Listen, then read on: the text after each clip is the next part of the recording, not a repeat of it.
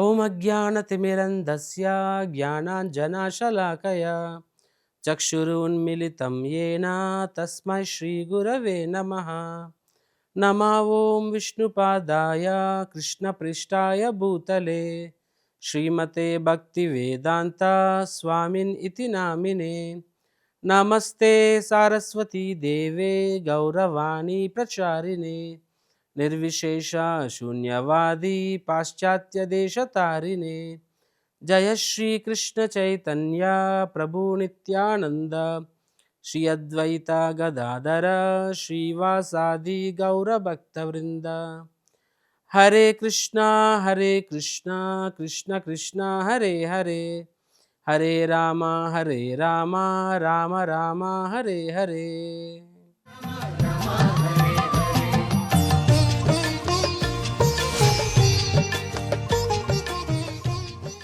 హరే కృష్ణ. భగవద్బంధువులందరికీ గీతా జీవన విధానం సిరీస్కి స్వాగతం. గత క్లాస్లో మనము ఏ విధంగా శ్రీకృష్ణ భగవానుడు అర్జునుడిని డైరెక్ట్గా తీసుకువెళ్ళి తనకు అత్యంత ప్రాణం కన్నా ప్రియమైన భీష్ముడు ద్రోణుడు ఎదురుగా నిలబెడతారు మనం చూసాము. ఎందుకు అర్జునుడు ఏమని అడుగుతారంటే, ఎవరైతే నా చేతిలో చావాలనుకుంటున్నారో వారిని నాకు చూపించండి అంటారు. సో అక్కడ లక్షల మంది సైన్యం ఉండగా ఎందుకు శ్రీకృష్ణ భగవానుడు తీసుకెళ్ళి ఎగ్జాక్ట్గా అర్జునుడి యొక్క వీక్ పాయింట్ భీష్ముడు ద్రోణుడు వాళ్ళ ముందు ఎందుకు నిలబెట్టారు, దానికి గల కారణం ఏమిటి, దాని నుంచి మనం ఏం నేర్చుకోవాలి, భగవంతుడు ఎందుకు తన భక్తుల్ని ఈ విధంగా పరీక్ష పెడుతూ ఉంటాడు, ఎందుకు భక్తుల్ని ఇబ్బంది పెడుతూ ఉంటాడు అనే విషయాన్ని మనం చూడడం జరిగింది.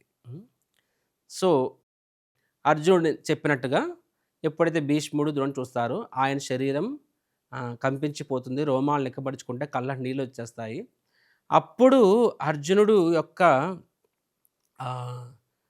మనస్సు పూర్తిగా కకావికలమైపోతుంది అనమాట. అప్పుడు అర్జునుడు కృష్ణుని చూసి అంటాడు, కృష్ణ నిజంగా మనం యుద్ధం చెయ్యాలా అడుగుతారనమాట. ఎందుకని నాకు అనిపిస్తుంది ఇప్పుడు యుద్ధం జరుగుతుందంటే చాలా చాలా రక్తపాతం జరుగుతుంది, ఎంత హింస ఎంత రక్తపాతం రాజ్యం కోసం అవసరమా మనకి అంటారన్నమాట. తర్వాత అంటారు, సరే కౌరవులకైతే వాళ్ళకైతే బుద్ధి లేదు, వారికి రాజ్యమే సర్వస్వం, కానీ మనము పాండవులు మనం ధర్మాన్ని పాటించే వాళ్ళం, మనం ఎందుకు రాజ్యం కోసం యుద్ధం చేయాలి, దాని బదులు నేను పర్వాలేదు దుర్యోధనకు చిన్న గ్రామం కూడా ఇవ్వడానికి రెడీ కాదు, నో ప్రాబ్లం, నేను ఒక సాధువుగా మారి భిక్షాటనకి వెళ్ళిపోతాను ఆర్గ్యుమెంట్ ఇస్తారు. తర్వాత ఏమంటారు, మీరు చెప్పినట్టుగా ఒక యుద్ధం చేసి నేను గెలిచినా సరే ఆ గెలుపుని ఎవరితో నేను ఆనందించాలి, ఎందుకంటే మనము సక్సెస్ని ఆనందించాలంటే మనకంటూ కుటుంబం ఉండాలి, కానీ నా కుటుంబం మొత్తం చనిపోతుంది, వారి శవాల మీద సింహాసనం మీద ఎలా కూర్చోగలను, మరియు నేను ఆ సక్సెస్ని ఎవరితో ఆనందించగలను అని చెప్పి అంటారనమాట. నాలుగో ఆర్గ్యుమెంట్ ఏం చెప్తారంటే, అర్జున కృష్ణ ఇప్పుడు ఈ యుద్ధంలో మగవాళ్ళందరూ చనిపోయినప్పుడు ఆ స్త్రీలకి ఎవరు రక్షణ కల్పిస్తారు, అంటే రక్షణ లేని స్త్రీ ఏమవుతుంది, పరాయి వాళ్ళు ఆవిడని బలత్కరిస్తారు, ఆ విధంగా స్త్రీ జాతి అపవిత్రం అవుతుంది, తద్విధంగా వర్ణ సంకర జరుగుతుంది. కాబట్టి దానివల్ల మనం ఏ ధర్మం కోసమైతే పోరాడుతున్నామో ఆ ధర్మమే మట్టి కలిసిపోతుంది, ఎందుకంటే ఆడవాళ్ళకి రక్షణ లేని ప్రదేశంలో ధర్మం నిలబడదు కాబట్టి. సో ఈ విధంగా అర్జునుడు అనేక 6 లాస్ ఉంటాడు, కాబట్టి యుద్ధం చెయ్యాలో చేయకూడదు నాకు అర్థం కావట్లేదు కృష్ణ అని చెప్పి అని బాధపడి ఏడుస్తాడనమాట. చూడండి, అర్జునుడికి ఇలా 5 ఆర్గ్యుమెంట్లు ఇచ్చాడే, ఈ 5 ఆర్గ్యుమెంట్లు అర్జునుడికి ఇప్పుడే ఎందుకు వచ్చింది, ముందెందుకు ఆలోచించలేదు? యుద్ధానికి రాకముందు సడన్గా జరిగిన యుద్ధమా, యుద్ధం కోసం ఎన్ని రోజులు ప్రిపేర్ అయ్యారు వాళ్ళు, ఎన్ని రోజులు సన్నద్ధమయ్యారు. అర్జునుడు యుద్ధంలో ఆ యుద్ధ వ్యూహము, ఆ చతురత మరియు చాలా ప్లానింగ్ జరుగుంటుందే, చాలా మేనేజ్మెంట్ జరుగుంటుందే. అర్జునుడు తన అస్త్రాలు శస్త్రాలు రెడీ చేసుకున్నారే, ఎంతగా సమాయత్తమయ్యారు, కొన్ని రోజులు వారాల పాటు సమాయత్తమయ్యారు. ఆ సమయంలో ఎందుకు అర్జునుడికి అవన్నీ రాలేదు, ఎందుకు ఇప్పుడు డైరెక్ట్గా భీష్ముడు ద్రోణుడు వాళ్ళు చూసినప్పుడు మాత్రమే ఈ ఆర్గ్యుమెంట్స్ వచ్చాయి. అండ్ ఈ ఆర్గ్యుమెంట్స్ వల్ల ఏమైంది, అర్జునుడు నేను చెప్పినట్టుగా నిన్న క్లాస్ చెప్పినట్టుగా అర్జునుడు సంపూర్ణంగా అతని మనసు విరిగిపోతుంది, కళ్ళంటి నీళ్ళు వస్తాయి, అండ్ ఆయన ఆ బాధ దిగవంగుకోలేక కృష్ణ నా వల్ల కాదు నేను యుద్ధం చెయ్యలేను అని చెప్పి ఆయన కూర్చునిపోతాడు, చేతిలో నుంచి గాంధీవం జారిపోతుంది అనమాట. వాస్తవం చెప్పినట్టుగా క్షత్రియుడికి చేతిలో అస్త్రం ఎప్పుడు జారుతుందంటే మృత్యు సమయంలోనే జారుతుంది. అంటే అర్జునుడు ఇప్పుడు ఫీల్ అవుతున్న ఆ పెయిన్, ఆ యొక్క బాధ ఏదైతే ఉందో అది దేనితో సమానము అంటే మృత్యువు కన్నా ఎక్కువ బాధపడుతున్నాడు అర్జునుడు. హ్మ్. మృత్యువు కన్నా ఎక్కువ అర్జునుడు బాధపడుతున్నాడు. సో, ఇక్కడ మనము నేర్చుకోవాల్సిన చాలా చాలా ముఖ్యమైన విషయము ఒకటుందండి. అదేంటో ఇప్పుడు మీకు చెప్తాను నేను. హ్మ్. చాలామంది మనం కూడా జీవితంలో అంటే మామూలుగా ఎయిదర్ కష్టం వలనో, కోరిక వలనో భగవంతుడు భగవద్గీతలో కూడా చెప్తారు. ఏమని చెప్తారంటే ఆయన ఆర్తో జిజ్ఞాసో జ్ఞాని అర్థార్థి అని చెప్తారనమాట. 4 రకమైన మనుషులు నా దగ్గరకొస్తారు. అందులో ముఖ్యంగా ఆర్తో, అర్థార్థో అని చెప్పి. ఆర్తో అంటే ఏదైనా కోరికతోని ఏదైనా కోరిక అంటే మా అబ్బాయికి ఏదో ఐఐటీ రావాలి, మా అమ్మాయికి ఏదో డాక్టర్ సీట్ రావాలి, లేదా మంచి సంబంధం రావాలి, ప్రమోషన్ రావాలి. ఇదేంటంటే ఇది అర్థార్థి అంటే ఇది కోరిక. ఆర్తో అంటే దుఃఖం అనమాట. ఏదో దుఃఖాల్లో ఉన్నాడు, కష్టాలు ఉన్నాడు, ఆరోగ్యం బాలేదు, లేకపోతే ఏదో సమస్య, ఏదో శారీరక సమస్య, మానసిక సమస్య ఏదైనా కానీ. టిపికల్‌గా కృష్ణుడు స్వయంగా చెప్తారు. చాలామంది నా దగ్గరికి 2 రకమైన మనుషులు ఎక్కువ మెజారిటీ శాతం. ఒకరు ఏదో కష్టాల్లో ఉన్నప్పుడు వస్తారు. లేదంటే ఏదో కోరికల వల్ల వస్తారు అని చెప్పి. హ్మ్. సో, ఆ విధంగా ఎవరైతే భగవంతుడి దగ్గరికి వెళ్తారో వాళ్ళు టిపికల్‌గా ఏమని ఎక్స్‌పెక్ట్ చేస్తారంటే నేనిప్పుడు భగవంతుడి దగ్గరికి వెళ్ళాను. హ్మ్. దేవుడి గుడికి వెళ్ళాను, తిరుపతి వెళ్ళాను, ఇస్కాన్ టెంపుల్‌కి వెళ్ళాను, జన్మాష్టమికి వెళ్ళాను, అభిషేకం చేశాను. సో, కాబట్టి నా జీవితంలో అంతా మంచే జరగాలని చాలా సార్లు మనం కోరుకుంటాం అనమాట. అండ్ మెనీ టైమ్స్ మనం అబ్జర్వ్ చేస్తామంటే ఆ తర్వాతగా మన జీవితంలో పెద్ద మార్పేమి ఉండదు. హ్మ్. Rather on top of that ఏదో లేనిపోని సమస్య రావచ్చు కూడాను. ఎందుకంటే ఈ భౌతిక లోకంలో సమస్య రావడానికి పెద్ద కారణాలేం అవసరం లేదండి. శాస్త్రం ఏం చెప్తుందంటే ఈ భౌతిక లోకాన్ని దావానలం అని చెప్తుంది. దావానలం అంటే ఫారెస్ట్ ఫైర్. మీరు అడవిలో చూసినట్లయితే చాలాసార్లు ఫారెస్ట్ ఫైర్ అనమాట. దావానలం, దావాగ్ని అంటారు. అంటే మొత్తము వందల వందల ఎకరాలు కాలిపోతూ ఉంటుందన్నమాట. ఫారెస్ట్ ఫైర్ అని చెప్పి. దాన్ని ఎవరు ఆపలేరు కూడాను. దాన్ని ఎవరో అగ్గిపెట్టితో వెలిగించలేదండి. పెట్రోల్ పోసి వెలిగించలేదండి. చెట్లు తమకు తాముగా ఒకటొకటి అలా కలిసి రాపిడి వలన ఒక చిన్న అగ్గి నో దిస్ ఇస్ చింగారి చిన్న నిప్పు అంటుకుంటుంది. అది మొత్తం ఫారెస్ట్ మొత్తాన్ని కాల్చేస్తుంది. సిమిలర్‌గా ఈ భౌతిక లోకంలో ఎవరో ఒకరు మనల్ని ఏరి కోరి మనల్ని ఇబ్బంది పడాల్సిన అవసరం లేదండి. ఎవ్వరి తప్పు లేకుండా కూడా మన జీవితాల్లో కష్టాలు పడొచ్చు. ఆర్ మన తప్పు లేకుండా కూడా మన జీవితంలో కష్టాలు రావచ్చనమాట. కాబట్టి ఏ విధంగా ఒక ఫారెస్ట్ ఫైర్, ఒక దావానలం అనేది ఏదో కారణం లేకుండా కూడా ఎలాగ వస్తాదో, అదేవిధంగా జీవితంలో కష్టాలు, దుఃఖాలనేవి కూడా ఏ కారణం లేకుండా కూడా వస్తూ ఉంటాయి. సో, అది పెద్ద ఆశ్చర్యపోవాల్సిన విషయం అయితే కాదు. సో, కొన్నిసార్లు అనుకుంటాం, అరే! నేను భగవంతుడి దగ్గరికి వెళ్ళాను, దేవుడి దగ్గరికి వెళ్ళి దండం పెట్టుకున్నాను, ఉపవాసం చేశాను, ఏకాదశి వ్రతం చేశాను, జన్మాష్టమికి వెళ్ళాను, అభిషేకం చేశాను. అయినా సరే ఎందుకు ఇలా వచ్చింది? ఎందుకు ఇలాగ నా జీవితంలో కష్టం వచ్చింది, ఇలా వచ్చింది. సో, జనాలు కొన్నిసార్లు ఆహ్, వాళ్ళు భయపడిపోతారనమాట. నిజంగా భగవంతుడు ఉన్నాడా? ఉంటే ఎందుకు ఇలా అయింది? హ్మ్. మందిరానికి వెళ్ళాను కాబట్టి నాకు శుభమే జరగాలి. నాకు శుభం జరగలేదు సరికదా, ఆన్ టాప్ ఆఫ్ దట్ నాకు అశుభం జరిగింది. సో, ఈ విధంగా రకరకాలుగా జనాలు ఆలోచిస్తారు. తద్వారా వారికి ఇంకొంతమంది వెళ్తారు. సో, మా అబ్బాయికి ఐఐటీ వస్తేనే తిరుపతికెళ్ళి గుండు కొట్టించుకోవాలి. అది ముందే గుండు కొట్టించుకుంటారనమాట. సో, మా అబ్బాయికి ఏదో సీట్ రావాలని చెప్పి. అది రాకపోవచ్చు. సో, ఇమ్మీడియేట్ డిస్టర్బ్ అయిపోతారు. సో, ఇలాగ మన కాన్షియస్‌నెస్, మన చేతన ఇలా ఉంటుందనమాట. సో, ఇక్కడ వాళ్ళందరికీ నేను చెప్పేది ఒకటే. మీరు భగవంతుడి మందిరానికి వెళ్ళాను. హ్మ్. అయినా నా దుఃఖం తీరలేదు.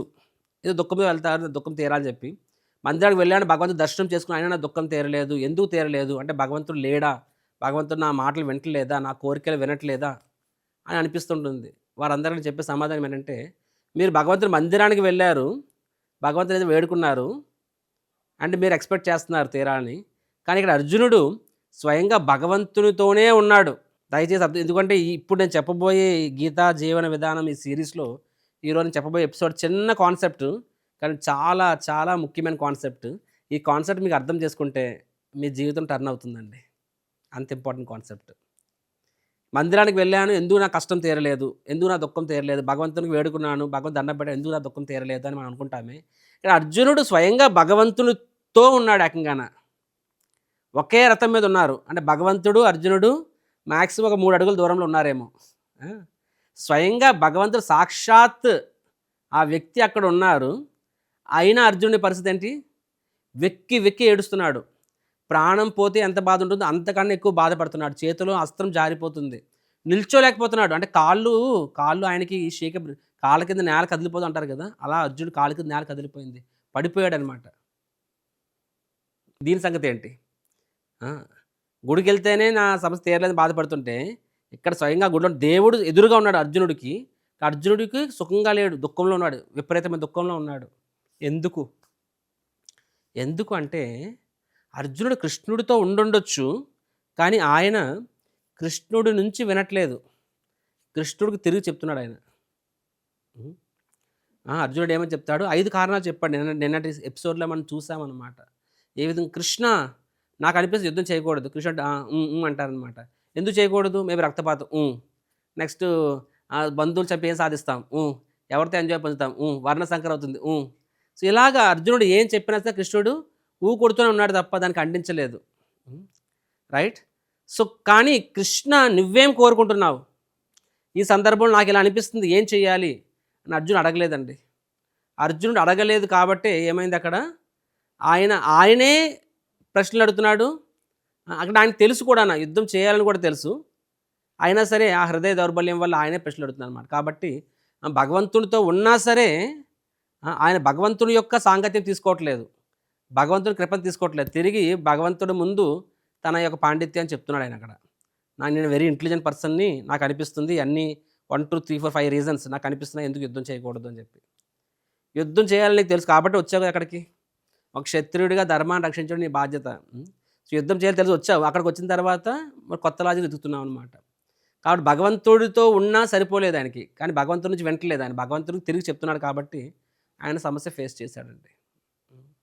సో, అదే విధంగా ఎగ్జాంపుల్ మనము ఒకసారి కొన్నిసార్లు ఏదో హెల్త్ ప్రాబ్లమ్ ఉంటుంది. ఏదో చెయ్యి నొప్పో, కాలు నొప్పో ఉంటుంది. మనం డాక్టర్ దగ్గరికి హాస్పిటల్‌కి వెళ్తాము. హాస్పిటల్‌కి వెళ్ళిన సమయం సరిపోతుందండి. సరే హాస్పిటల్‌కి వెళ్ళి డాక్టర్‌ని చూసావు. హాస్పిటల్‌కి వెళ్ళావు, డాక్టర్‌ని చూసావు. నీకు చెయ్యి నొప్పి, కాలు నొప్పి తీరిపోతుందా? ఆ! అంటారు. "ఏయ్! ఇంత చెయ్యి నొప్పితో ఎందుకున్నావయ్యా? హాస్పిటల్‌కి వెళ్ళావంటే" "ఎళ్ళానండి" అంటారు. మరి హాస్పిటల్‌కి వెళ్ళినా తగ్గలేదా అంటారు. హాస్పిటల్‌కి వెళ్ళావండి. డాక్టర్‌ని చూసావు. కానీ డాక్టర్‌కి నీ సమస్య చెప్పి డాక్టర్ నుంచి విన్నావా నువ్వేమైనా సరే? వినలేదు. ఆ డాక్టర్ దగ్గరికి వెళ్ళావు. Doctor medicine రాసాడు. అండ్ మనకు తెలియనిదేముంది డాక్టర్లు ఎలా రాస్తారు? ఆ భాష కోడికెళ్ళినట్టు రాస్తారనమాట. అది ఏ భాష మనకు అర్థం కాదు. రైట్? సో, ఏం చేయాలప్పుడు మనము? మీ అందరికి తెలుసు. ఏం చేస్తాం? దాన్ని తీసుకెళ్ళి మెడికల్ షాప్‌లో ఇస్తే వాళ్ళకి ఆ భాష అర్థమవుతుంది. వాళ్ళేం చేస్తారు? అది చదివి వాళ్ళు టాబ్లెట్స్ ఇస్తారు, మెడిసిన్స్ ఇస్తారు. ఇచ్చి చెప్తారనమాట. ఈ మెడిసిన్ ఇలా వేసుకోవాలి, ఆ టైంలో వేసుకోవాలి, ఈ టైంలో వేసుకోవాలి, ఇన్ని రోజులు వాడాలి, అప్పుడు తగ్గుతుందంటారు. అంతే తప్ప కేవలం హాస్పిటల్‌కెళ్ళాను, డాక్టర్‌ని చూసేసాను అన్నంత మాత్రాన సరిపోయిందా? కాదు. ఆ డాక్టర్ చెప్పింది మనం వినాలి. ప్లస్ దానికి సపోర్ట్ తీసుకోవాలి. ఆ మెడికల్ షాప్‌లో సపోర్ట్ తీసుకున్నప్పుడు మాత్రమే అప్పుడు నీ ప్రాబ్లమ్ క్యూర్ అవుతుంది. సిమిలర్‌గా అర్జునుడి విషయం తీసుకున్నట్లయితే, అర్జునుడు భగవద్గీత మొదటి అధ్యాయంలో కృష్ణుడికి 5 కారణాలు చెప్తాడు ఎందుకు యుద్ధం చేయకూడదని చెప్పి. మరి ఆ కారణాలు చెప్పిన వాడు సరే యుద్ధం చేయకూడదని ఖాళీ కూర్చున్నాడా? లేదు. ఎందుకంటే మనసులో ఇంకో సైడ్ ఏం చెప్తుంది? యుద్ధం చేయాలని చెప్తుంది. ఇక్కడ యుద్ధం చేయకూడదని చెప్తుంది. కాబట్టి ఆయన అంత దిగులు పడిపోయి కూలబడిపోయాడనమాట. కానీ ఎప్పుడైతే తర్వాత మనం చూస్తాం రేపటి సెక్షన్‌లో చూస్తాం. ఎప్పుడైతే అర్జునుడు తన తప్పు తెలుసుకొని, కృష్ణ నా స్థాయిలో నేను ఈ ప్రశ్నకు సమాధానం నా దగ్గర లేదు. మీరు చెప్పండి నేనేం చేయాలి?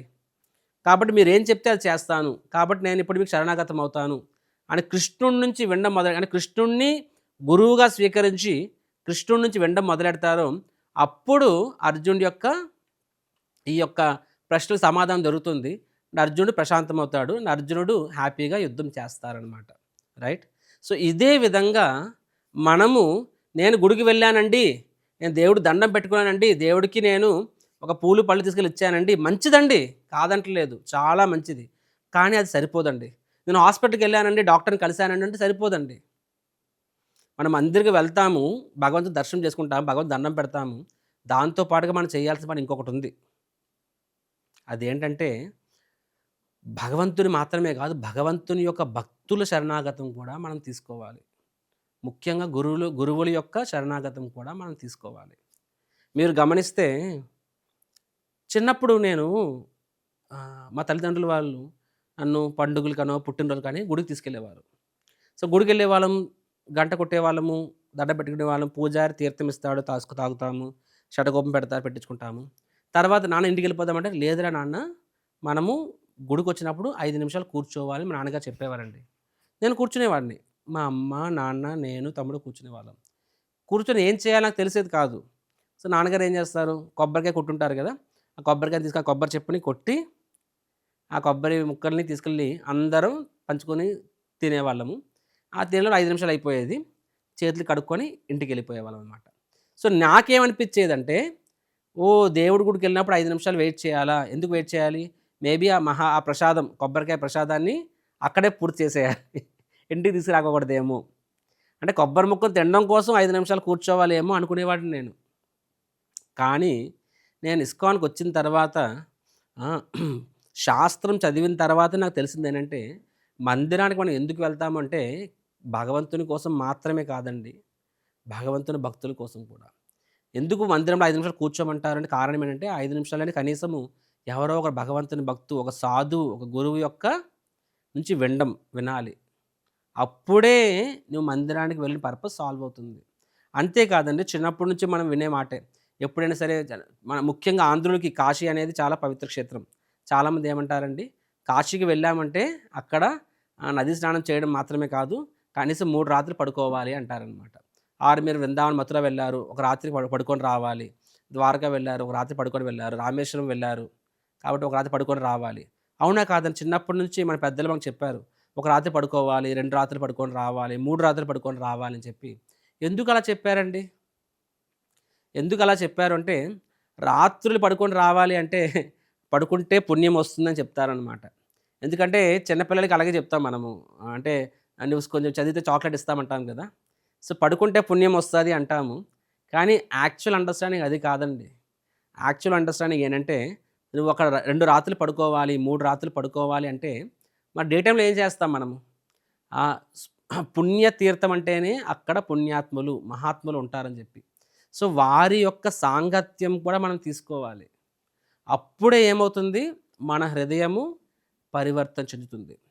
వాళ్ళ నుంచి మనం వినాలి. సాధు సాంగత్యం తీసుకోవాలి. సాధు సంగ సర్వశాస్త్ర కోయ్, లవమాత్ర సాధు సంగ సర్వసిద్ధి హోయ్ చెప్పడం జరుగుతుంది. సమస్త శాస్త్రాలు ఏం చెప్తాయి, సాధువుల యొక్క సాంగత్యం తీసుకోవాలని చెప్తాయి. లవమాత్ర సాధు సంగ అంటే ఇంత ఇసుమంత సాధు సంగం తీసుకున్నా సరే సర్వసిద్ధి హోయ్, అలాంటి వ్యక్తికి సర్వసిద్ధులు సంపాదిస్తాడని చెప్తారనమాట. సో, మనం గుడికి వెళ్ళినా సరే, పుణ్యక్షేత్రాలకు వెళ్ళినా సరే, అక్కడ మనము కేవలం భగవంతుని దర్శనం మాత్రమే కాదు, భక్తుల దర్శనము, గురువుల దర్శనం కూడా తీసుకోవాలి. మరియు వారి నుంచి మనం వినాలి. అప్పుడే ఏమవుతుంది, మన హృదయము పరివర్తన చెందుతుంది. రైట్? నేను ఇందాక చెప్పాను కదా డాక్టర్ ఎగ్జాంపుల్. సో, మనకొక ప్రాబ్లమ్ ఉంటుంది. డాక్టర్ దగ్గరికి వెళ్ళాము, హాస్పిటల్‌కి డాక్టర్‌కి వెళ్ళాము. సో, డాక్టర్ రాస్తాడు. కానీ మనము ఒకరి హెల్ప్ తీసుకోవాలి. ఆ డాక్టర్ ఏం చెప్పాడు, ఏం రాసాడు అనేది ఒక వ్యక్తి హెల్ప్ తీసుకొని వాళ్ళు మనకు చెప్తారు ఫర్దర్‌గాన. డాక్టర్ మీ నుంచి ఏం కోరుకుంటున్నాడు, ఏం ఫాలో అవ్వాలి, ఎలా ఫాలో అవ్వాలి అని చెప్తారు వాళ్ళనమాట. సో, గురువు అనేవాళ్ళు కూడా యొక్క పర్పస్ అది. సో, అలా మనం చేసినప్పుడు ఏమవుతుంది, అప్పుడు మాత్రమే ఆ! అప్పుడు మాత్రమే మనకి హాస్పిటల్‌కి వెళ్ళినప్పుడు రోగం నయమవుతుంది. సిమిలర్‌లీ మనం కూడా మందిరానికి వెళ్ళినప్పుడు అక్కడ భగవంతునితో పాటు సాధువుల యొక్క దర్శనం, వారి యొక్క సాంగత్యం తీసుకున్నప్పుడు ఏమవుతుంది, అప్పుడు మన హృదయము వికసిస్తుంది. మనకి భగవంతునికి సంబంధించిన మంచి అవగాహన వస్తుంది. మన ప్రశ్నలకు సమాధానాలు దొరుకుతాయి. హృదయం పరివర్తన చెందుతుంది. ఆ పరివర్తన చెందిన హృదయము ఆటోమేటిక్‌గా ఆహ్, సమస్యల నుంచి బయటపడుతుంది. అదర్‌వైజ్ మందిరానికి వెళ్ళాము, కానీ నీ చెప్పుల్ని వదిలిపెట్టావు ఇంటి బయటన, మందిరం బయట. కానీ నీ ఇగోని వదిలిపెట్టలేదు. లోపలికెళ్ళావు, బయటకొచ్చావు. సో, హార్ట్ మారలేదు. హార్ట్ మారినంత కాలం, హృదయం మారినంత కాలము నీ యొక్క పరిస్థితులు ఎలా మారుతాయి? ఎలా మారుతాయి? హ్మ్. ప్రభుజీ దేవుడి దగ్గరికెళ్ళాను. అరె! నువ్వు దేవుడి దగ్గరికి వెళ్ళావు. అర్జునుడు దేవుడితోనే ఉన్నాడు. అర్జునుడు దేవుడితోనే ఉన్నాడు. దేవుడితో ఉన్నా సరే దేవుడితో ఉన్నా సరే ఆయన యొక్క కష్టం తీరలేదే. రాదర్ దేవుడి ముందు ఏడుస్తున్నాడాయన. దేవుడితో ఉన్న ఆయన ఏడుస్తున్నాడు. కానీ ఎప్పుడైతే భగవంతుడి నుంచి వినడం మొదలుపెట్టాడో, ఆయన గురువుగా స్వీకరించి ఆయన నుంచి వినడం మొదలుపెట్టాడో, అప్పుడు అర్జునుడి యొక్క బాధ దూరమైంది. సిమిలర్‌లీ మనం కూడా భగవంతుని దండం పెట్టుకున్నామని మాత్రమే కాదు, భగవంతుడి నుంచి వినాలి. భగవంతుడి నుంచి ఎలా వినగలనండి?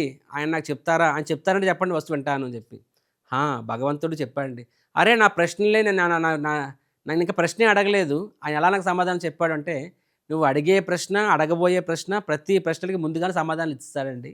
ఆ సమాధానాలే భగవద్గీత. సో, ఎనీహౌ భగవంతుడు మనకిచ్చిన ఆ సమాధానం భగవద్గీత అయితే, ఆ భగవద్గీతను కూడా మనము డైరెక్ట్‌గా అర్థం చేసుకోలేమండి. డాక్టర్ ప్రిస్క్రిప్షన్ రాసారు. కానీ మనకి మెడికల్ షాప్‌కెళ్తే వాళ్ళు దాన్ని అర్థం చేసుకొని మనకి మెడిసిన్ ఇస్తారు. అదే విధంగా భగవంతుడు మనకిచ్చిన శాస్త్రాన్ని మనము గురువుల సాంగత్యంలో చదివినప్పుడు ఏమవుతుంది? అప్పుడు మనకి విషయం తత్వం బోధపడుతుందనమాట. అప్పుడే నిజమైన మార్పు అనేది సంభవిస్తుంది. అప్పుడే నిజమైన అదర్‌వైజ్ ఎన్ని పుణ్యక్షేత్రాలు మనం తిరగండి. ఈ రోజుల్లో పబ్లిక్ ఇప్పుడు ఈ ముఖ్యంగా ఐ హర్డ్‌ను ఈ బస్సులు ఫ్రీ జర్నీ స్త్రీలకు అవ్వడం తర్వాత పుణ్యక్షేత్రాలు ఇంకా కిటకిటలాడిపోతున్నాయి. జనాలు ఇంకా వెళ్తున్నారు. కానీ బస్సుల్లో కొట్టుకుంటున్నారు. వెళ్ళే దేవుడి కోసము, దర్శనం కోసం. కానీ బస్సుల్లో కొట్టుకుంటున్నామనమాట. ఎందుకంటే మన హృదయం మారట్లేదు. ఎందుకంటే మన సాధువుల సాంగత్యం తీసుకోవట్లేదు కాబట్టి. కానీ సాధువుల సాంగత్యం ఎంత గొప్పదంటే చూడండి, ఒక ఓల్డ్ స్టోరీ అనమాట. ఒక వేటగాడు ఉండేవాడు. ఆయన జంతువుల్ని వేటాడేవాడు. తద్వారా జీవనం బతికేవాడనమాట. ఎంతటి పాపపు జన్మ. కానీ ఆయన అదృష్టం బాగుండి ఒకసారి నారదముని తారసపడతారు. నారదముని చెప్తారు, "ఏవయ్యా ఏంటి కర్మ అనా? జంతువులు చంపుతున్నావు, కొన్ని సార్లు మనుషులను కూడా చంపేస్తున్నావు నువ్వు బందిపోట్లలాగా. సో, నీకేంటి కర్మ" అంటే, "నేను బతకాలి కదా స్వామి" అంటారు. "బతకడం కోసం ఇది తప్పులు చేసి బతకాలా? వేరే విధంగా లేదా?" అంటే, "కుటుంబాన్ని పోషించుకోవాలి." సో, కానీ నువ్వు కుటుంబాన్ని పోషించుకోవాలని అంటున్నావు నువ్విక్కడ. ఆ వేటగాడి పేరు రత్నాకర్. హ్మ్. సో, నీ కుటుంబం కోసం ఇన్ని పాపాలు చేస్తున్నావు. మరి ఈ పాపంలో నీ కుటుంబం కూడా పాలు పంచుకు కనుక్కో అంటే, ఆఫ్‌కోర్స్ వాళ్ళ కోసమే చేస్తున్నాను కాబట్టి వాళ్ళు కూడా ఈ పాపాల్ని పాలు పంచుకుంటారంటే, ఒక్కసారి వెళ్లి కనుక్కో అంటారనమాట. సో, ఈ వేటగాడు ఈ రత్నాకర్ వెళ్లి ఆ కుటుంబాన్ని అడుగుతాడు. చూడండి మీకోసం నేను ఇన్ని పాపాలు చేస్తున్నాను. ఇన్ని జంతువులను చంపుతున్నాను. ఇలాగ దారి దోపిడీ చేస్తున్నాను. కాబట్టి ఈ పాపాన్ని మీరు కూడా ఎందుకంటే మీకోసం చేస్తున్నాను కాబట్టి మీరు కూడా పంచుకుంటారా అంటే, ఆ కుటుంబ సభ్యులు ఏమంటారంటే, మేమెందుకు పంచుకుంటాము? ఎందుకంటే ఒక భర్తగా, ఒక తండ్రిగా, ఒక భర్తగా మమ్మల్ని పోషించాల్సిన బాధ్యత మీది. నువ్వు దారి దోపిడీ చేసి పోషిస్తావో, జంతువులు చంపి పోషిస్తావో అది నీ ఇష్టం అది. మేమెందుకు నీ పాపాన్ని మేము పంచుకుంటామంట. ఆ వేటగాడికి, ఆ రత్నాకర్‌కి తల తిరిగిపోతది. నారదముని దగ్గరికొస్తారు. జరిగింది చెప్తారనమాట. సో, నారదముని అంటారు, సో, బతకడం అనేది ఎవరైనా జంతువులు బతికేస్తున్నాయి, మనుషులు బతికేస్తున్నారు. ఇలాగే బతకాలని కాదు. కాబట్టి మనం భగవంతుడిని నమ్ముకో, అండ్ భగవంతుడే నీకు దారి చూపిస్తాడు అంటారనమాట. సో, ఏం చేయాలి అంటే రాముడిని స్మరించు అంటారనమాట. సో, రామనామం. సో, రామ అనమంటాడు. కానీ నోరు తిరగదు. రామ, రామ అంటే నోరు తిరగదు. ఎందుకంటే పాపాత్ములకి వాస్తవంగా భగవంతుడి నామం నోటి నుంచి రాదు. సో, ఆయన చెప్పాలని రావట్లేదు. అప్పుడు నారదముని ఏమంటారంటే, సరే రామ అని నోటి నుంచి రావట్లేదు కదా! మర అని అంటారనమాట. సో, మర, మర, మర, మర, మర, మర, మర, మర అంటారు. సో, మర, మర, మర అంటే మర అంటే రామ, రామ కింద వచ్చింది కదా! అలాగా రామనామం వింటూ, వింటూ, వింటూ, వింటూ ఆయన హృదయం పవిత్రమైంది. తర్వాత ఆయన రామనామం జపించగలుగుతాడనమాట. అండ్ అలాగా కాలక్రమేణా ఏమవుతుంది, ఆ రత్నాకర్ అనే వేటగాడే ఆదికవి వాల్మీకి ఋషి అవుతారు. సో, ఈరోజు మన భారతదేశము, మన దేశం యొక్క అత్యున్నతమైన, అద్భుతమైన శాస్త్రము రామాయణం రచించిన వాల్మీకి ముని, ఆయన పూర్వ ఆశ్రమంలో ఆయన ఒక వేటగాడు. సో, అంత క్రూరుడైన వేటగాడు ఇంత గొప్ప వాల్మీకి ఒక ఆదికవి అయ్యాడు అంటే ఎలాగయ్యాడు? నారదముని సాంగత్యం. కాబట్టి ఒక గొప్ప భక్తుల యొక్క సాంగత్యం, వాళ్ళ సాంగత్యం ఒక్క నిమిషం మనకు దొరికినా చాలు. నువ్వు 1,00,000 సార్లు మందిరానికి వెళ్ళు, 1,00,000 సార్లు పుణ్యతీర్థాలు నది స్నానానికి వెళ్ళు, కుంభమేళాలకు వెళ్ళు. వాటికొచ్చే పుణ్యం కన్నా కూడా తద్వారా ఎంత నీ హృదయం పవిత్రమవుతుందో, పరిశుద్ధమవుతుందో అంతకన్నా ఎక్కువ నీ హృదయం పరిశుద్ధమవుతుంది సాధువుల యొక్క సాంగత్యం వలన. సో, గురువుల నుంచి వినాలి. అప్పుడే హృదయం పరివర్తన చెందుతుంది. సో, మనం ఒక పుణ్యక్షేత్రానికి వెళ్తున్నామంటే ఖచ్చితంగా మనం దేనికోసం వెళ్తున్నాము? అక్కడ దర్శనంకు ఆఫ్‌కోర్స్ దర్శనానికి వెళ్తున్నాము. దాంతో పాటుగా మనం సాధువుల నుంచి వినాలనమాట. సో, దయచేసి గుర్తుపెట్టుకోండి మై డియర్ ఫ్రెండ్స్. నేను మందిరానికి వెళ్ళాను, ఎందుకు నాలో మార్పు లేదు, ఎందుకు నా కష్టం తీరలేదంటే అది సరిపోదది. అది ముఖ్యమే. అది స్టెప్ నంబర్ 1. హాస్పిటల్‌కి వెళ్ళాలి స్టెప్ నంబర్ 1. కానీ దాంతో పాటు వెళ్ళిన తర్వాత డాక్టర్ నుంచి వినాలి. అండ్ డాక్టర్ చెప్పింది ఫాలో అవ్వాలి. సో, అర్జునుడు భగవంతుడితో ఉన్నా సరే ఆయన ఇంకా దుఃఖంలోకి వెళ్ళాడు. కానీ ఎప్పుడైతే ఆయన భగవంతుడి ముందు మాట్లాడడం మానేసి భగవంతుడి నుంచి విన్నాడో అప్పుడు ఆయన దుఃఖం నుంచి బయటపడ్డాడు. సిమిలర్‌గా డాక్టర్ నుంచి మనం వింటాము. డాక్టర్ చెప్పింది చేస్తాం. అప్పుడు మనం దుఃఖం నుంచి బయటపడతాం. సిమిలర్‌గా భగవంతుడి దర్శనం మాత్రమే కాదు, భగవంతుడు చెప్పింది మనం వినాలి. అండ్ భగవంతుడు ఎలా చెప్పాడంటే మనకు శాస్త్రం ఇచ్చాడు, భగవద్గీత ఇచ్చాడు. సో, భగవద్గీత మనం చదవాలి. మరియు ఆ చదవడం కోసం మనము గురువులను ఆశ్రయం తీసుకోవాలి. ఆ విధంగా భగవంతుడిచ్చిన శాస్త్రము, గురువుల యొక్క పాదాల చెంత మనం చదివినప్పుడు అప్పుడు నీ యొక్క జీవితంలో నిజమైన కష్టాల నుంచి సంపూర్ణంగా బయటపడి జీవితాన్ని పరమానందంగా మలుచుకోవచ్చు. హరే కృష్ణ హరే కృష్ణ కృష్ణ కృష్ణ హరే హరే, హరే రామ రామ రామ హరే హరే. శ్రీకృష్ణ భగవానికి జై. హరే కృష్ణ.